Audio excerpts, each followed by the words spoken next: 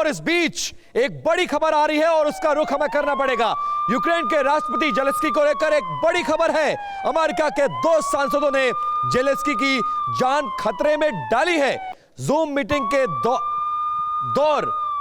के दौरान जेलेंस्की की तस्वीरें शेयर कर दी। मीटिंग की तस्वीरें शेयर नहीं करने की बात हुई थी और ये तस्वीरें भी हम आपको दिखा रहे हैं कि जेलेंस्की की लोकेशन सामने आने का खतरा पैदा हुआ है और जैसा उनके जान पर खतरा मंडरा रहा था उसको लेकर सवाल उठाए जा रहे हैं कि इन तस्वीरों के सामने आने के बाद, उनकी लोकेशन डिस्क्लोज होने के बाद क्या रशिया उन पर हमला करेगा। कह चुके थे जेलेंस्की कि वो दुश्मन नंबर 1 है रूस के, और उसी बीच में इन तस्वीरों का सामने आना। सर, आप कुछ रिएक्ट करना चाह रहे थे, लेकिन साथ ही ये भी बताइए कि ये जो तस्वीरें सामने आई हैं ये जेलेंस्की को और कितना खतरे में डालेंगी? ये बहुत खतरे में डाल सकती हैं। अभी जेलेंस्की को थोड़ा मैच्योरली काम करना होगा कि जितना फ्रीली वो प्रेस और सबके साथ मिल रहे हैं उनको नहीं करना चाहिए। अपनी सुरक्षा ध्यान में करना बहुत ज़रूरी है। जब तक उनको अपने आप को बचाएंगे तभी वो कंट्री को बचा सकते हैं, और उनको एक गवर्नमेंट ऑफ एक्जाइल स्थापित कर लेनी चाहिए। और जब ये ओपनली होएगी तो उसमें ये भी नहीं होगा कि वो भाग के गए, क्योंकि ये सबको इन्फॉर्म करके जाया जा रहा है। तो अभी जो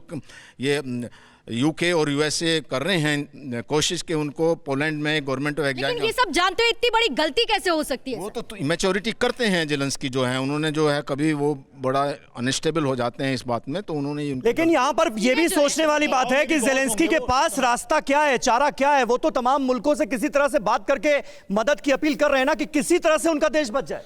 देखिए, जेलेंस्की के पास रास्ता या तो सबसे पहले वो सीज फायर और बातचीत के लिए तैयार हो जाएं, और नहीं अगर होंगे तो वो रिबेल लंबे टाइम तक रूस के विरोध में युद्ध करने के लिए तैयार हो जाए, मिलिशिया जैसे, रिबेल जैसे करता है। उनके पास तीसरा कोई रास्ता मेरे हिसाब से नहीं है, क्योंकि रेजिम चेंज होना लगभग निश्चित है, इसको मान के चलें।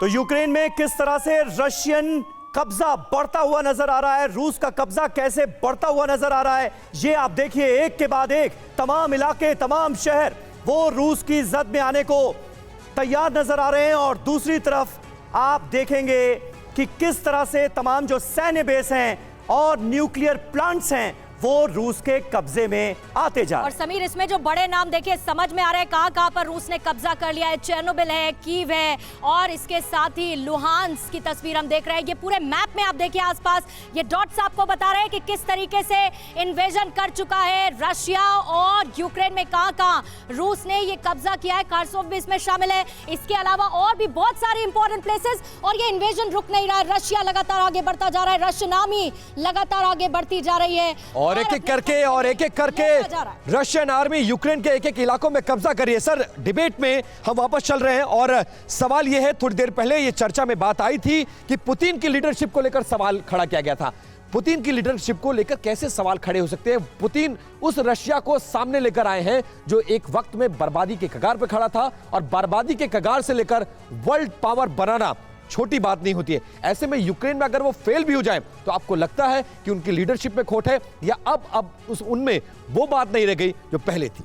देखिए, एक चीज तो बिल्कुल क्लियर है जो आपने कहा, रशिया को अपनी सुपर पावर स्टेटस में वापस लाने के लिए सिर्फ एक आदमी को ये पूरा श्रेय मिलता है, वो है व्लादिमीर पुतिन। उन्होंने वापस रशिया को सेंटर स्टेज में ले आए हैं।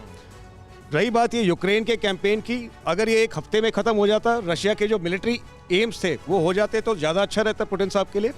परवाह देश की, सोमवार से शुक्रवार रात 10 बजे TV9 भारतवर्ष पर।